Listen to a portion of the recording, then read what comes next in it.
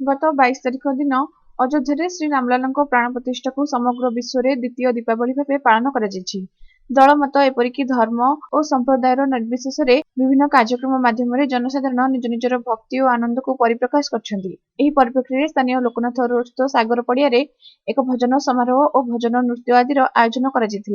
पूर्वाह्न एक यज्ञ अनुष्ठित होता बेले संध्यारे मुख्य अतिथि भाव योगदान कर विजु जनता दलर नेता कृष्णचंद्र पंडा श्रीराम नीति और आदर्श संपर्क में उद्बोधन प्रदान करते।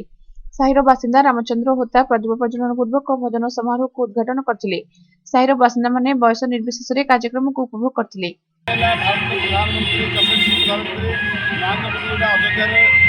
प्रभु श्री रामचंद्र प्राण प्रतिष्ठा खुशी परंपरा गुड़ी 500 वर्षर इतिहास जो भारत वर्ष हिंदू समाज और सनातन धर्म चाहूले आज आम चलती कार्यक्रम साइड बस्ती बासिंदा समस्ते स्त्री लोक राम मंदिर आज प्रतिष्ठा उत्सव होती आप खुशी अच्छा कौन आप उद्देश्य खुशी कौन वर्णना किसी करहबनी बर्तमान आज जो खुशी यहाँ हिंदू परंपरा आम जनमानस खाली आम आबाल बुद्ध बनिता समस्त यहाँ खुशी अच्छा यहाँ अति आम गर्व विषय समस्त हिंदू मानकर से उपलक्षे आम साइर छोट छोट कुटी कुटी पाने